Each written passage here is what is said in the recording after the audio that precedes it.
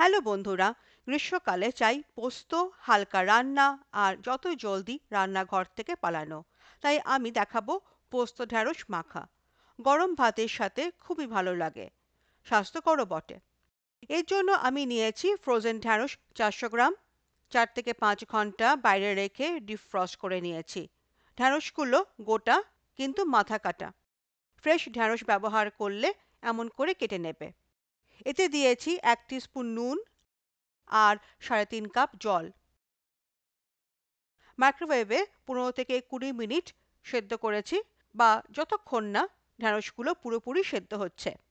এই বাটিতে আমি নিয়েছি পোস্ত হাফ কাপ আর জল 2.5 কাপ। 3 ঘন্টা ভিজিয়েছি যাতে পোস্ত নরম হয়ে যায়। 3 ঘন্টা পর ছাঁকনি দিয়ে পোস্ত ছেঁকে নিয়েছি।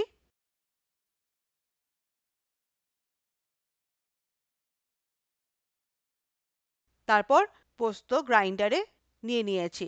তাতে দিয়েছি নুন হাফ টিস্পুন আর 1/4 কাপ জল।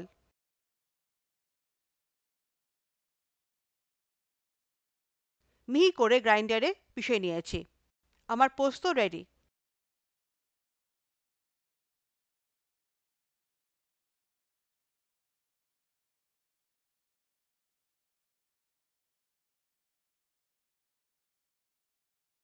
আমার ঢ্যাঁড়সও সেদ্ধ হয়ে গেছে, তাই জল ঝরিয়ে নিয়েছি। এবার এতে বাটা পোস্ত, কুচো কাঁচা লঙ্কা স্বাদ অনুসারে, এখানে 4টে কাঁচা লঙ্কা কুচো করা আছে,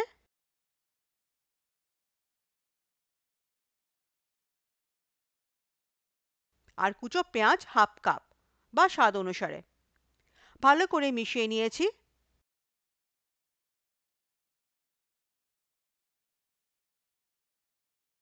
একটু টেস্ট করার পরে আমার স্বাদ অনুসারে আরও নুন ছিটিয়ে দিয়েছি। তারপর আবার একটু মেখে নিয়েছি। আমার পোস্ত ঢ্যাঁড়স মাখা রেডি। গরম ভাতের সাথে এইভাবে দেওয়া যায়, বা 1 থেকে 2 টিস্পুন সর্ষের তেল দিয়েও দেওয়া যায়। 2 থেকে 4 জন এই রেসিপি খেতে পারে। আমি আবার ফিরবো একটা নতুন ভিডিও নিয়ে। এখন টাটা।